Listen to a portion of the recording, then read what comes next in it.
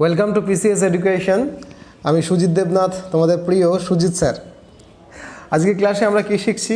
আজকে শিখছি ইকোনমিক্সের একটা অত্যন্ত গুরুত্বপূর্ণ অধ্যায়, very important chapter of WBCS economics, demand and supply or price mechanism.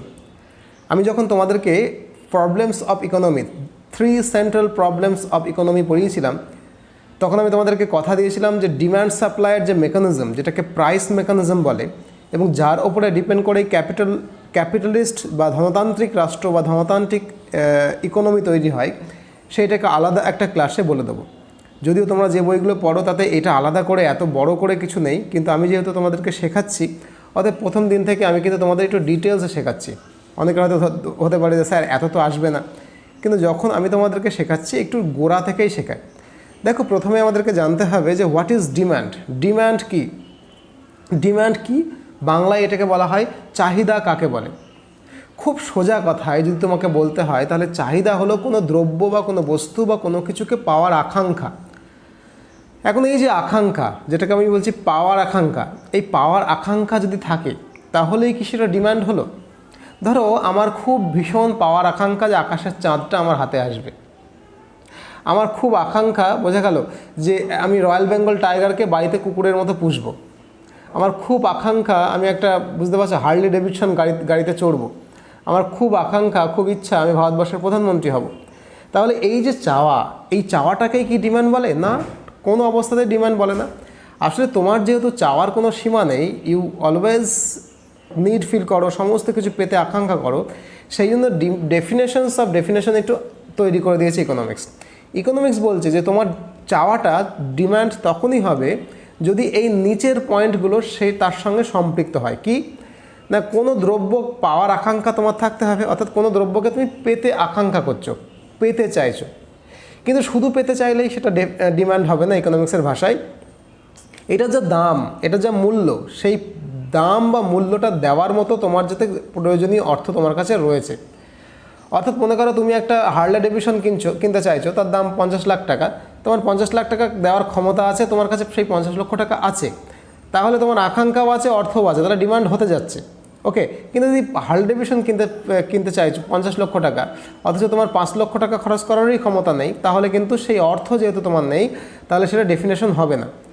আবার ধরো অর্থ আছে, প্রচুর পরিমাণে অর্থ আছে, সে একটা কেন 5টা হার্লে ডেভিডসন কিনতে পারে, তাই না? 50 লক্ষ টাকা দিয়ে সে শোরুম পর্যন্ত কিনে ফেলতে পারে, এত টাকা তার কাছে, কোটি কোটি টাকার মালিক, হাজার হাজার কোটি টাকার মালিক।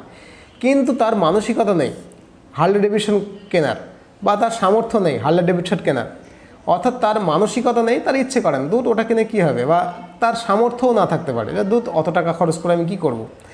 তাহলে কিন্তু সেটা ডিমান্ড হবে না। ডিমান্ড হতে গেলে আকাঙ্ক্ষা থাকতে হবে, ডিমান্ড হতে গেলে অর্থ থাকতে হবে, ডিমান্ড হতে গেলে মানসিকতা বা সামর্থ্য থাকতে হবে। যখন এই তিনটে একসঙ্গে ফ্রুটফুল হবে, তখন বলবো যে হ্যাঁ, মার্কেটের ডিমান্ড তৈরি হয়েছে। ক্লিয়ার হলো? মার্কেটের ডিমান্ড তৈরি হয়েছে মানে কিছু মানুষ এই প্রোডাক্টটাকে কিনতে চায়। কেন? তাদের আকাঙ্ক্ষা রয়েছে, প্রয়োজনীয় অর্থ রয়েছে, আবার মানসিকতা বা সামর্থ্যও রয়েছে। এই তিনটে ফুলফিল যদি হয়ে যায়, তাহলে ইকোনমিক্সের ভাষায় সেটাকে বলা হবে ডিমান্ড। ওকে, এখন ডিমান্ড কোনটা নয় আর ডিমান্ড কোনটা, সেটা আমি একটা এক্সাম্পল দিয়ে বুঝিয়েছি, আর একটা এক্সাম্পল দিয়ে বোঝাচ্ছি। মনে করো একটা ভিক্ষুক আছে, সে ভিক্ষা করে খায়, মন্দিরের সামনে বসে থাকে, তার একটা আকাঙ্ক্ষা হয়েছে যে সে মোটর গাড়িতে চড়বে। সে ভিক্ষা করতে আসার সময় ড্রাইভারকে সঙ্গে নিয়ে একটা 4 চাকা করে আসবে, ভিক্ষা করার পরে ড্রাইভার নিয়ে আবার 4 চাকা করে চলে যাবে, একটা কস্টলি 1 কোটি টাকার গাড়ি তার চায়। তো এইটা তো তার কাছে দিবা স্বপ্ন, অর্থাৎ তার আকাঙ্ক্ষা আছে, দেখো আকাঙ্ক্ষা আছে, কিন্তু অর্থ বা সামর্থ্য কোনোটাই নেই। তাহলে ভিক্ষুকের প্রচুর বড় গাড়িতে চড়ার আকাঙ্ক্ষা আছে, কিন্তু অর্থ বা সামর্থ্য কোনোটাই নেই। তাহলে এই তিনটে কন্ডিশন তো ফুলফিল হচ্ছে না, তাহলে এটা ডিম্যান্ড নয়। This is not demand. Clear? এটা তাহলে ডিম্যান্ড হলো না। আবার মনে করো একটা ধনী ব্যক্তি, তার টাকা পয়সার অভাব নেই, কিন্তু আকাঙ্ক্ষাও আছে, হ্যাঁ ঠিক আছে হবে, কিন্তু মানসিকতা নেই, দূর এটা কিনে কী হবে। তাহলে কি মার্কেটে সেই প্রোডাক্টটা এলে এই লোকটি কি কিনবে?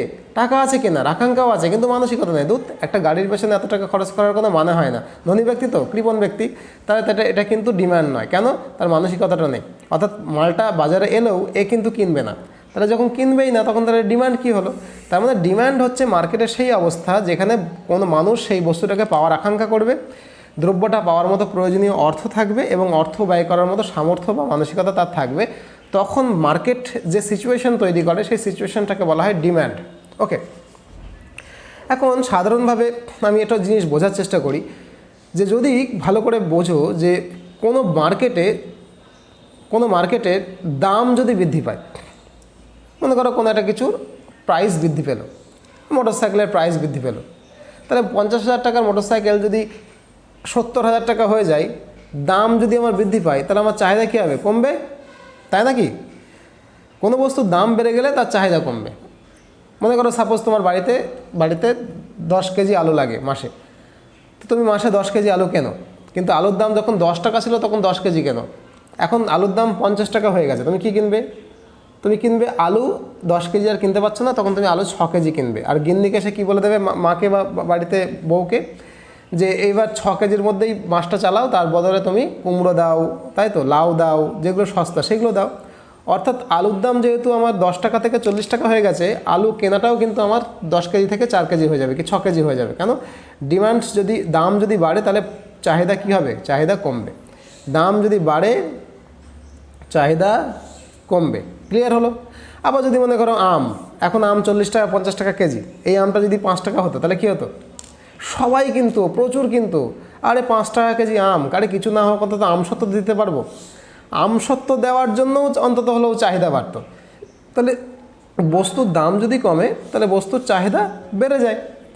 সম্পর্কটা ভালো করে বোঝো যে আমের দাম যদি কমে যেত তাহলে আম কেনার লোকের চাহিদা বেড়ে যেত প্রচুর, কিন্তু আরে তার আম কমে গেছে, দাম কমে গেছে, আজ এটুকু পারি খাই, সকালে খাবো আম, বিকেলে খাবো আম, দুপুরে খাবো আম, রাত্রে খাবো আম, সবসময় আম খাবো, যেটুকু আমার হাতে থাকবে সেটুকু দরকার হলে আমসত্ত্ব দেবো, তবু কিনবো বেশি। এই যে দাম কমে গেলে কিনবো বেশি, দাম বেশি হয়ে গেলে কিনবো কম, এই যে সম্পর্ক ভালো করে বোঝো। দাম এবং প্রাইসের মধ্যে সম্পর্কটা হচ্ছে বিপরীত। কীরকম সম্পর্ক? বিপরীত সম্পর্ক। বিপরীত সম্পর্ক মানে দাম বাড়লে চাহিদা কমে, দাম কমলে চাহিদা বাড়ে, বিপরীত সম্পর্ক। এইটাকে, এই বিপরীত সম্পর্কের উপর বেস করে আমি একটা গ্রাফ টানতে পারি, এই যে গ্রাফটা টেনেছি, কিন্তু প্রত্যেকটা বই না গ্রাফটা টেনে দেওয়া থাকে। গ্রাফটা যে কী করে টানতে হয় সেটা সায়েন্সের স্টুডেন্টস বা কমার্সের স্টুডেন্টস যারা হয় তারা খুব ভালো বোঝে, কিন্তু আর্টসের ছেলেমেয়েরা ম্যাক্সিমাম ক্ষেত্রে এই গ্রাফ নিয়ে যেহেতু কাজ করে না, আচ্ছা গ্রাফ কী করে টানে সেটা নিয়ে তো তাদের কনফিউশন থাকে। সেই জন্য কিছু মনে করো না, যারা অনেক কিছু ইকোনমিক্স জানো তাদের আমার কথায় মনে হবে দূর স্যার কী সব ছেলে মানুষের মতো পড়াচ্ছে। যারা কিচ্ছু জানো না আমি তাদের টিচার, ঠিক আছে? দেখো ভালো করে বোঝো, আমি একটা একটা কাল্পনিক ব্যাপার চিন্তা করছি। কোনো একটা প্রোডাক্ট, সেই প্রোডাক্টের দাম এদিকে লিস্ট করেছি, তার চাহিদা এরকম লিস্ট করেছি। ধরো প্রোডাক্টের দাম যখন 10 টাকা ছিল, দেখো দাম আমি প্রাইস টাকা দিয়ে ঠিক করেছি, চাহিদা বা ডিমান্ড একক দিয়ে ঠিক করেছি, তখন সেই জিনিসটার চাহিদা 80 একক ছিল মার্কেটে, হতে পারে। তাহলে 10 টাকা যদি ওইটা দাম হয় তাহলে 80টা পর্যন্ত বিক্রি হয়, 80 একক বিক্রি হয়। দাম যদি বেড়ে 20 টাকা হয়ে যায় তাহলে কি আমার ফল করবে? তো ডিমান্ড, এই যে বিপরীত সম্পর্ক, ডিমান্ড ফল করবে। সেটা 60 টাকা হয়ে গেল। দাম বেড়ে আমার 30 টাকা হলে চাহিদা কমে 40 টাকা হলো, দাম বেড়ে যদি 40 টাকা হয় চাহিদা কমে 20 টাকা হলো। এইবার আমি একটা প্লট করছি, এই যে কাল্পনিক একটা চিত্র, কাল্পনিক একটা ট্যালি করলাম, সেই বক্সটাকে আমি মানে ফেলে গ্রাফ টানছি। দেখো একটা গ্রাফ টেনেছি, এই গ্রাফের এই দিকটা হচ্ছে চাহিদা বা ডিমান্ড, এই দিকটা চাহিদা ডিমান্ড। চাহিদা কীরকম?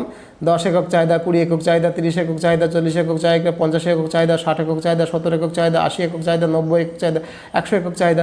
এদিকে চাহিদা প্লট করেছি, এক একটা ঘর মানে 10 একক করে বাড়ছে। এদিকে আমি দাম প্লট করেছি, দাম প্লট কি? 10 টাকা, 20 টাকা, 30 টাকা, 40 টাকা, 50 টাকা, 60 টাকা, 70 টাকা, 80 টাকা, 90 টাকা, 100 টাকা, এদিকে দাম প্লট হচ্ছে। তাহলে এবার আমি করব কি? দেখো এই ঘরটাকে প্রথমে আমি করব, দাম যখন 10 টাকা, দাম যখন 10 টাকা, ওকে, তখন আমার চাহিদা হচ্ছে 80 টাকা। এই যে দেখো দাম 10 টাকা, চাহিদা, তাহলে আমি এই পয়েন্টটা পেলাম, তাই না? তাই তো? তাহলে এক্সের দিকে আমি করলাম, এক্সের দিকে তো করলাম, এটা মনে করে এক্স অক্ষ, আর ওয়াই দিকে করলাম 10। তাহলে এক্সের দিকে কত ঘর যাবে?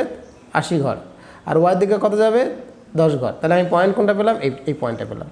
এবার দেখো চাহিদা কোন দিকে? এদিকে চাহিদা 60 একক, চাহিদা 60 একক, এই অবধি চাহিদা 60 একক, আর দাম 20 একক, 10, 20।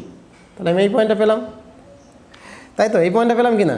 চাহিদা 60 একক, দাম 20 একক।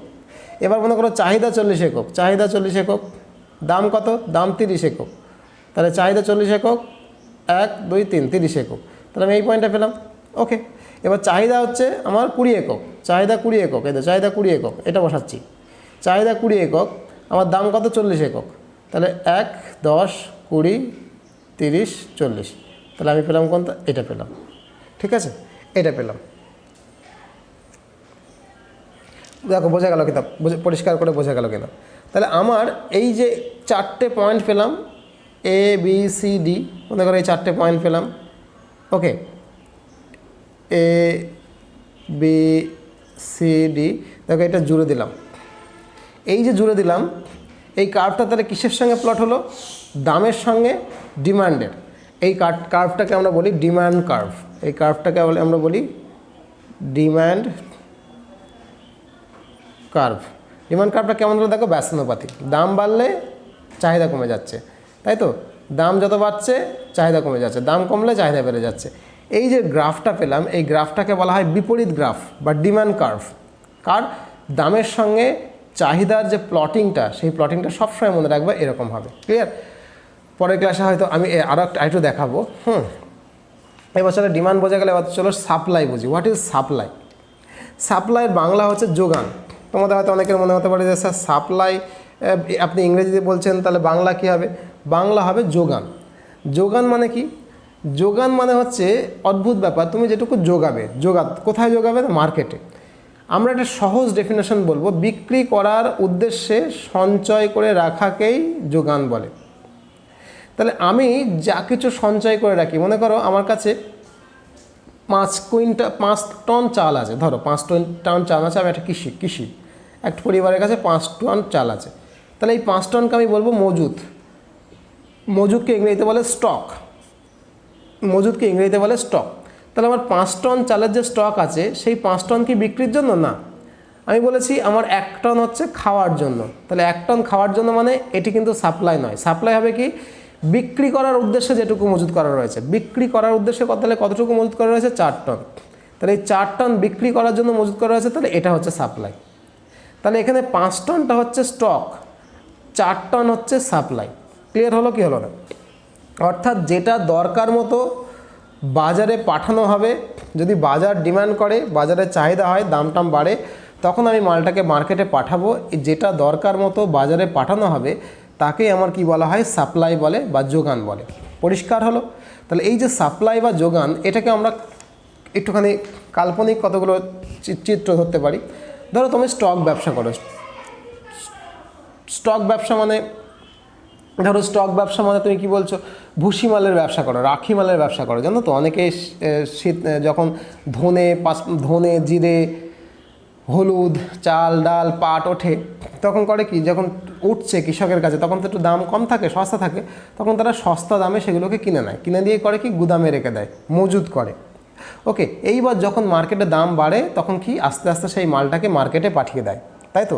তাহলে মালটার যখন দাম বেশি হবে, কোনো একটা স্টক ব্যবসায়ী মালটা যখন দাম বেশি হবে, তখন মালটা বেশি করে বেচতে চাইবে সেই স্টক, তাই না?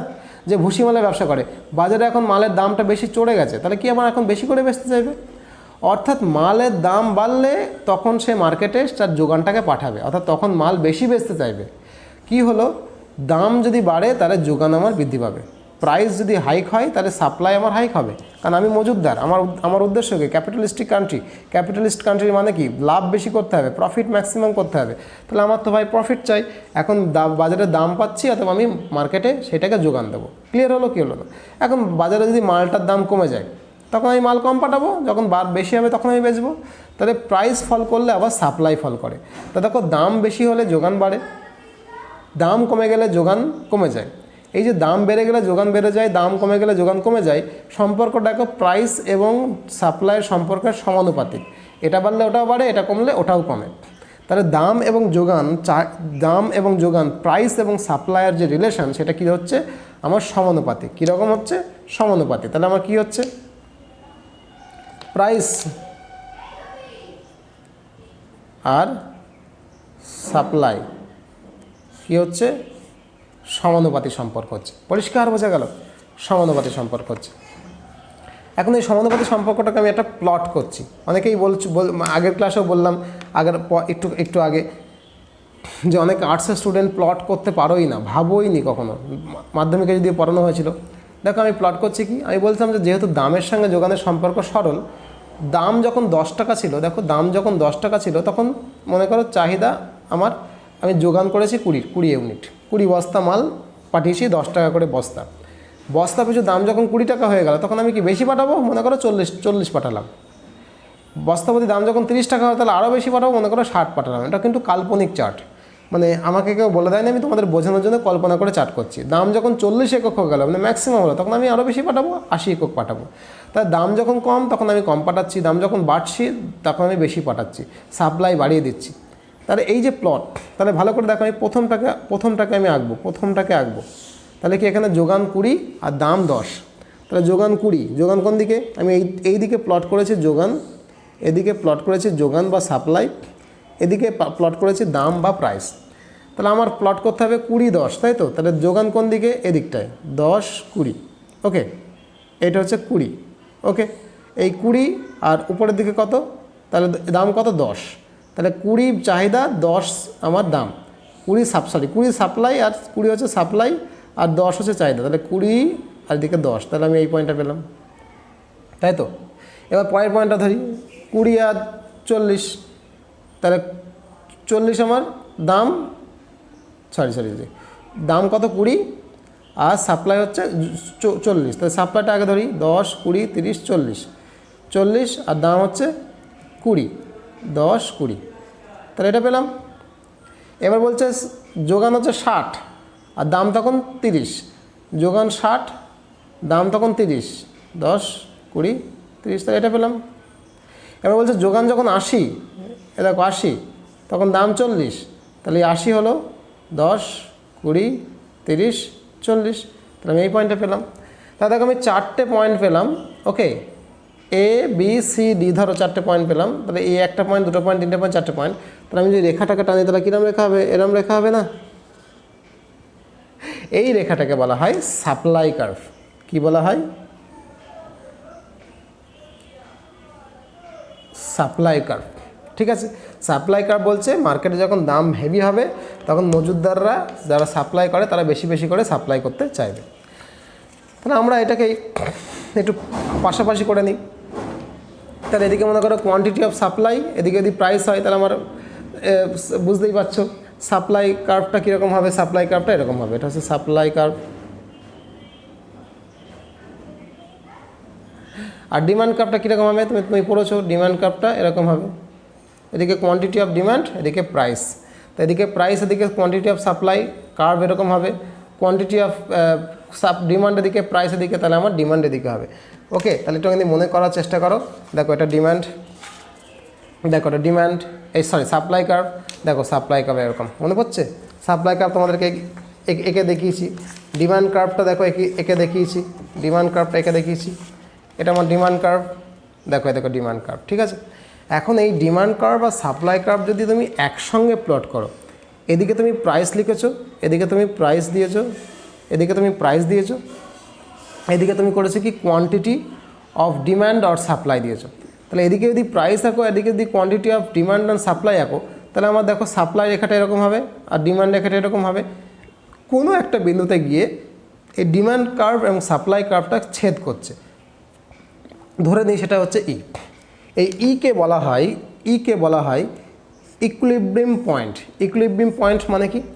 ইকুইলিব্রিয়াম পয়েন্ট মানে হচ্ছে সেই পয়েন্ট, সেই দামটা, দেখো সেই দামটা, সেই কোয়ান্টিটি অফ সাপ্লাইটা, যাতে করে যে সাপ্লাই করছে আর যে কিনছে সবাই মোটামুটি, যে মার্কেটে পাঠাচ্ছে সেও বলছে না মোটামুটি দাম ঠিক আছে, চলো মার্কেটে আমি ঠিকঠাক করে সাপ্লাই করছি।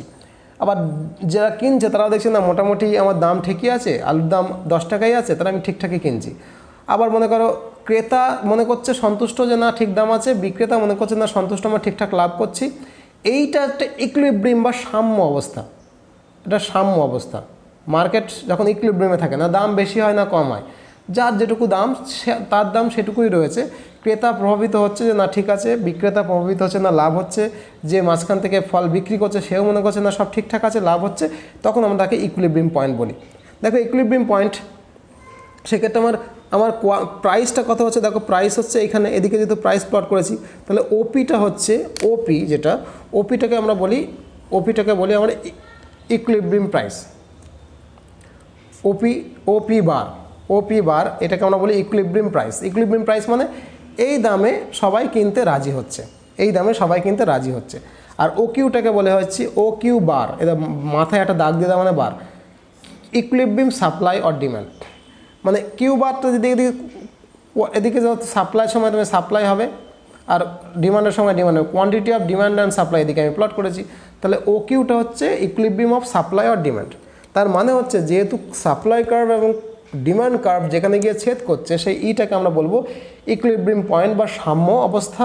মার্কেট এখন ইকুইলিব্রিয়াম আছে, সাম্য অবস্থা আছে, না মার্কেটের দাম বাড়ছে না মার্কেটের দাম কমছে। ওকে, এই অবস্থাতে ক্রেতা এবং বিক্রেতা সকলেই সব সময় একই রকম থাকবে, যে না কোনো সমস্যা নেই, তখন সেটাকে আমরা বলবো ইকুইলিব্রিয়াম প্রাইস। এখন ইকুইলিব্রিয়াম প্রাইস আমার কত হচ্ছে, ওপি বার, পি এর মাথায় একটা দাগ দিয়ে দিলে সেটা হচ্ছে বার বলে, ওপি বার হচ্ছে equilibrium price. O Q bar এটা হচ্ছে কি, এটা হচ্ছে quantity of demand and supply, মানে ইকুইলিব্রিয়াম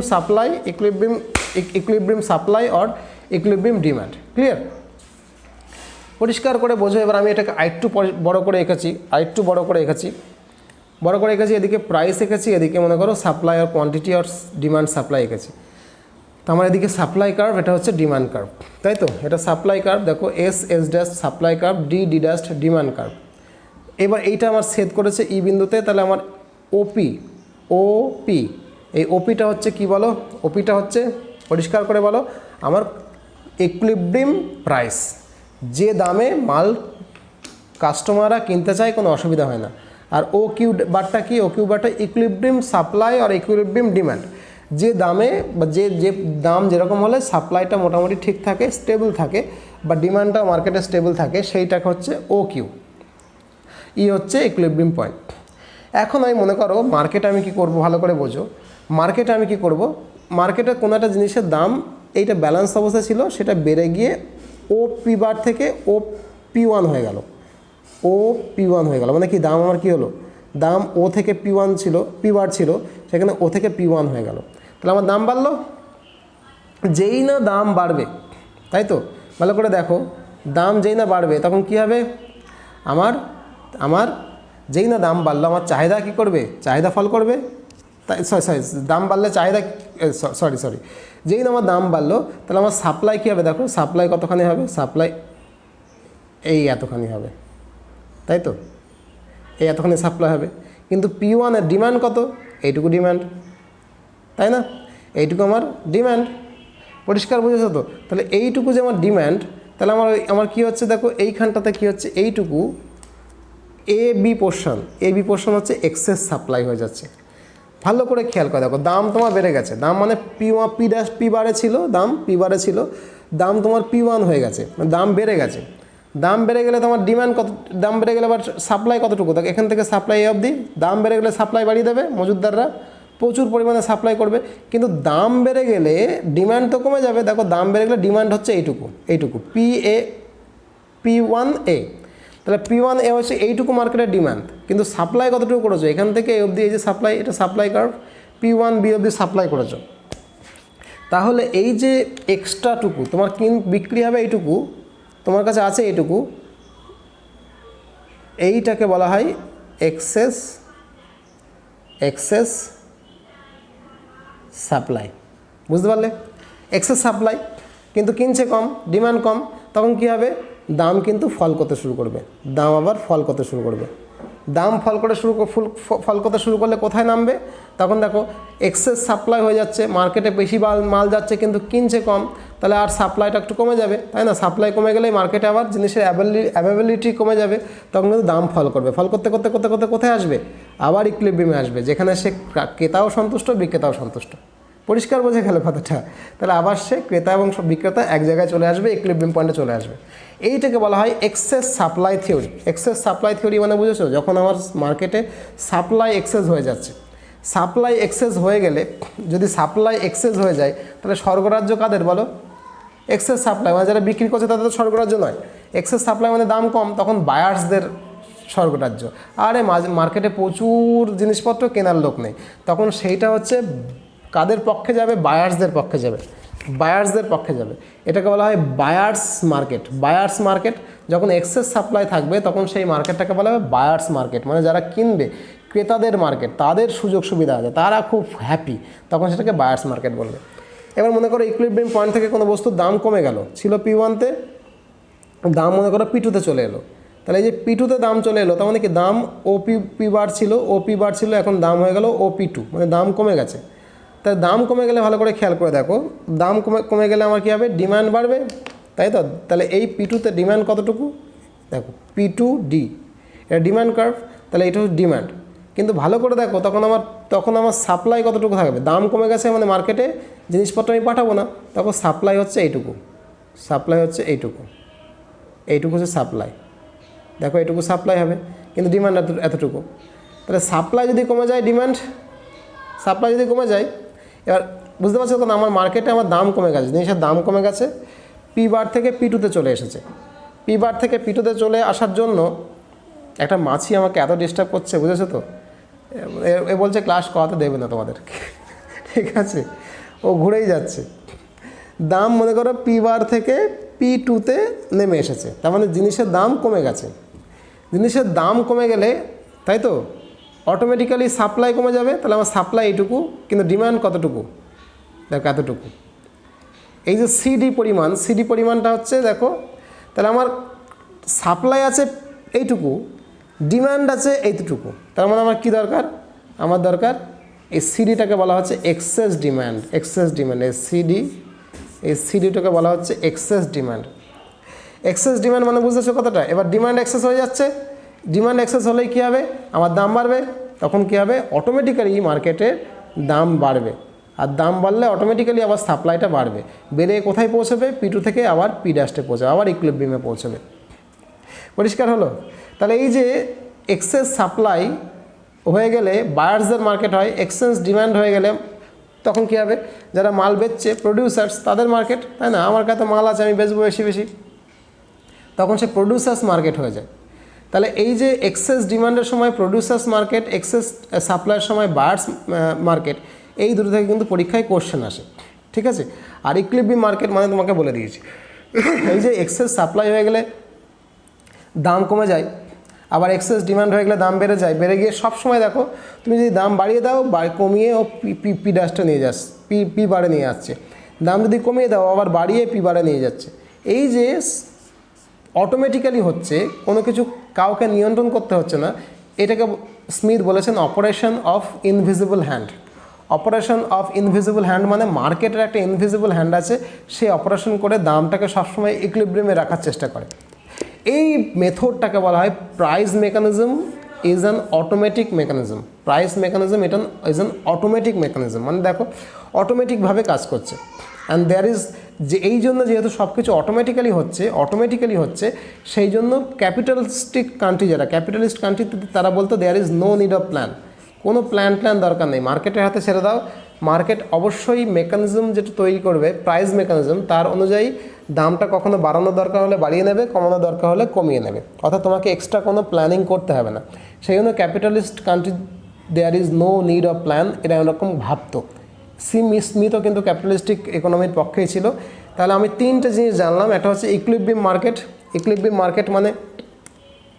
মার্কেট মানে নাইদার এক্সেস ডিমান্ড নর এক্সেস সাপ্লাই, এটাকে বলা হয় ইকুইলিব্রিয়াম মার্কেট। ক্লিয়ার? এক্সেস সাপ্লাইটা কীরকম আমি আরেকবার বলছি, এটা অনেক গুলিয়ে যেতে পারে, শেষবারের মতো বলছি। এইদিকে আমার প্রাইস প্লট করা হয়েছে, এদিকে ডিমান্ড অ্যান্ড সাপ্লাই প্লট করা হয়েছে। তাহলে আমার ডিমান্ড কার্ভ এরকম, সাপ্লাই কার্ভ এরকম, একটা জায়গায় ছেদ করলো বিন্দুটাকে বলা হবে ইকুইলিব্রিয়াম পয়েন্ট। এইখানে যেটা করবে সেটা হচ্ছে ডিমান্ড বা সাপ্লাই, OQ বার, এই যে বার মাথায়, আর এটা হচ্ছে প্রাইস, বস্তুর কমোডিটির প্রাইস, OP, ওকে, P-বার। তাহলে আমার সাম্য কোথায়? P-বারের সাম্য।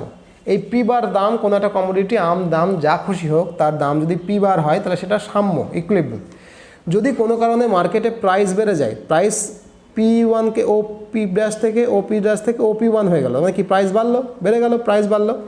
প্রাইস বাড়লে তুমি খেয়াল করে দেখো এইটুকু হচ্ছে আমার ডিমান্ড, এটা ডিমান্ড কার্ভ, আর এইটুকু হচ্ছে আমার সাপ্লাই, তাই না, এটা সাপ্লাই কার্ভ, এইটুকু হচ্ছে আমার সাপ্লাই। তাহলে এই যে ডিমান্ড, এইটুকু হচ্ছে সাপ্লাই, এইটুকু সাপ্লাই, তাহলে খেয়াল করে দেখো আমার ডিমান্ড এইটুকু, আমার সাপ্লাই এতখানি এক্সট্রা, তাহলে এটাকে বলা হবে এক্সেস সাপ্লাই। এক্সেস সাপ্লাই মানে কি, আমার মার্কেটে প্রচুর সাপ্লাই রয়েছে, তাহলে এক্সেস সাপ্লাই যদি হয়ে যায় তখন কি যারা সাপ্লাই করছে মার্কেটে তখন দেখছে ডিমান্ড আমার কমে গেছে, এইটুকু ডিমান্ড, প্রাইস বেড়ে গেছে, সাপ্লাই আমি বাড়িয়ে দিয়েছিলাম, তাই তো, কিন্তু যেহেতু লোক কিনছে না, ডিমান্ড কমে, যেহেতু দাম বেড়ে গেছে লোক কিনছে কম, তাহলে আমি সাপ্লাই, এইটা হচ্ছে এক্সেস সাপ্লাই, তখন এক্সেস সাপ্লাইকে সে অটোমেটিক্যালি কমাবে, আর যখন এই এক্সেস সাপ্লাই কমাবে মার্কেটে তখন এই বস্তুর দাম অটোমেটিক্যালি ফল করবে, ফল করে করে কোথায় আসবে, আবার পি বারে আসবে, যেটা হচ্ছে ইকুইলিব্রিয়াম পয়েন্ট। ক্লিয়ার? এটা দেখো অটোমেটিকই হচ্ছে, এটা কেউ কিন্তু করছে না, এটা অটোমেটিক হ্যান্ড বা অপারেশন অফ ইনভিজিবল হ্যান্ড স্মিথের মতে। আবার পি বার থেকে দামটা কমে মনে করো পি2তে চলে এলো, দাম ফল করে গেল, তা দাম ফল করে গেলে আমার এটুকু হবে সাপ্লাই আর এইটুকু হবে ডিমান্ড। তাহলে খেয়াল করে দেখো আমার এইটুকু প্রাইস, তাহলে সাপ্লাই এইটুকু, ডিমান্ড আমার এইটুকু, তাই তো, তা আমার এক্সেস ডিমান্ড, এখান থেকে C2CD এইটাকে বলা হয় এক্সেস ডিমান্ড। মানে এই এক্সেস ডিমান্ড মানে কি, এক্সেস ডিমান্ড মানে মার্কেটে প্রচুর চাহিদা, তাহলে সুবিধা কার, প্রডিউসারদের, এটাকে বলে প্রডিউসার মার্কেট। যদি মার্কেটে ডিমান্ড বেড়ে যায়, এক্সেস ডিমান্ড হয়, তখন প্রডিউসার মার্কেট বলে। তাহলে এক্সেস ডিমান্ড হয়ে গেলে আবার কী করবে, এক্সেস ডিমান্ড হলে আস্তে আস্তে মালটাকে সাপ্লাই করবে, আবার সাপ্লাই বাড়াবে, তখন সাপ্লাই বলে কী হবে, আবার দামটা সাপ্লাই কমাবে, এক্সেস ডিমান্ড হলে সাপ্লাই কমাবে, তখন কী হবে, আবার মার্কেটের দামটা উপরে উঠতে শুরু করবে, অটোমেটিক্যালি উপরে উঠতে শুরু করবে, P2 পি বারে চলে যাবে। এই যে P2, বুঝতে পারলে এটা কেন হচ্ছে, ভালো করে বোঝো। তাহলে আমার এটা হচ্ছে দাম কমে গেছিলো, দাম কমে গিয়ে আমার এটুকু সাপ্লাই, তাহলে এটুকু ডিমান্ড, আমার হচ্ছে এক্সেস ডিমান্ড হয়ে গেল। এক্সেস ডিমান্ড মানে কাদের সুবিধা, প্রডিউসারদের সুবিধা। সেই জন্য মার্কেট করবে কি, যেহেতু আমার সাপ্লাই কম আমার ডিমান্ড বেশি, তাহলে কী হবে, সাপ্লাই কম আমার ডিমান্ড বেশি, সাপ্লাই এইটুকু ডিমান্ড এইটুকু, সাপ্লাই এইটুকু ডিমান্ড এইটুকু, সাপ্লাই এইটুকু ডিমান্ড এতখানি, তাহলে আমার সাপ্লাই কম ডিমান্ড বেশি, সাপ্লাই কম ডিমান্ড বেশি, সাপ্লাই কম ডিমান্ড বেশি হলে কী হবে, মালের দাম বাড়বে, তাহলে মালের দাম বেড়ে যাবে, সাপ্লাই কম ডিমান্ড বেশি, তাহলে মালের দাম বেড়ে যাবে, মালের দাম বেড়ে গেলে আস্তে আস্তে বাড়তে বাড়তে কোথায় যাবে, আবার ইকুইলিব্রিয়াম পয়েন্টে চলে যাবে। কোন পয়েন্ট না, এমন একটা পয়েন্ট যেখানে নাইদার এক্সেসিভ ডিমান্ড নর এক্সেস সাপ্লাই। ক্লিয়ার? এই যে তুমি দাম প্রোডাক্টের যদি বাড়িয়ে দাও, তাহলে সে আবার দামটাকে কমিয়ে ইকুইলিব্রিয়ামে নিয়ে আসছে, দাম যদি কমিয়ে দাও আবার ইকুইলিব্রিয়ামে চলে যাচ্ছে। এই যে মার্কেটটা প্রাইস মেকানিজম অটোমেটিক্যালি চলে, এটাকে বলা হয় অটোমেটিক প্রাইস মেকানিজম বা অটোমেটিক মেকানিজম বা মেকানিজম অফ অটোমেটিক মেকানিজম বা প্রাইস মেকানিজম। এই প্রাইস বা অটোমেটিক মেকানিজমকে অপারেশন অফ ইনভিজিবল হ্যান্ড বলেছেন কে, বিজ্ঞানী স্মিথ বা বিজ্ঞানী না, economist Smith. Clear? So these are the theory. এই জন্যই ক্যাপিটালিস্ট কান্ট্রিতে কোনো রকম প্ল্যানের করা দরকার হতো না, তারা মনে করতো মার্কেটের হাতে ছেড়ে দাও, মার্কেটে জিনিসের দাম কমিয়ে আনবে, মার্কেটে জিনিসের দাম বাড়িয়ে নেবে। পরিষ্কার? So this is the full story. এটা তোমাদের পুরো গল্পটা আমি তোমাকে বললাম, অনেকক্ষণ সময় লাগলো, খাতা পেনে বললাম, কারণ খাতা পেনে না হলে এটা বোঝানো যেত না, আমার মুখ দেখাটা এখানে ইম্পর্ট্যান্ট নয়। খুব ভালো করে থাকো, এই যে নোটটা দিলাম সেই নোটটা ভালো করে পড়ো, আমার ভিডিওটা বারবার দেখো, কোনো কিছু অসুবিধা হলে আমাকে কমেন্ট বক্সে কমেন্ট করো, এই যে ভিডিওটা থাকবে সেই ভিডিওর কমেন্ট বক্সে কমেন্ট করো, আমাকে জানতে চেয়েও কমেন্ট বক্সে যে স্যার এটা বুঝতে পারিনি, আমি দরকার হলে আবার তোমাদেরকে বোঝাবো, কোনো সমস্যা নেই। পরিষ্কার? বোঝা গেলে তুমি পরের ক্লাসটা আর একটু ভালো করে বুঝতে পারবে। আমি প্রত্যেকটা ক্লাস এরকম ডিটেলসেই পড়াবো। ওকে? আর তোমরা জানো যে এই সপ্তাহ থেকে এই মাস থেকে আমরা নিউ ব্যাচ স্টার্ট করছি, অনলাইন ব্যাচ, যেখানে সপ্তাহে 6 দিন পড়ানো হবে, 12টা ক্লাস হবে, ক্লাস টেস্ট হবে, উইকলি টেস্ট হবে, মান্থলি মক টেস্ট হবে। যেরকমভাবে ফুললি গাইড করতে হয় সেরকমভাবেই গাইড করা হবে। যদি তোমাদের কারো ইন্টারেস্ট থাকে যে না স্যারের ক্লাসে জয়েন করব, তাহলে আমাদের ক্লাসে জয়েন করবার জন্য যে ফোন নাম্বার রয়েছে সেই ফোন নাম্বারে ফোন করতে পারো, এক্ষুনি ফোন করতে পারো। ওকে? ভিডিওটা ভালো লাগলে একটু লাইক করো, কমেন্ট তো তুমি করবে কোথায় অসুবিধা হলো, চ্যানেলে নতুন হলে সাবস্ক্রাইব করে নিও। ভালো থাকো, খুব শীঘ্রই নতুন ভিডিও নিয়ে তোমাদের সঙ্গে দেখা হচ্ছে। Tata, by.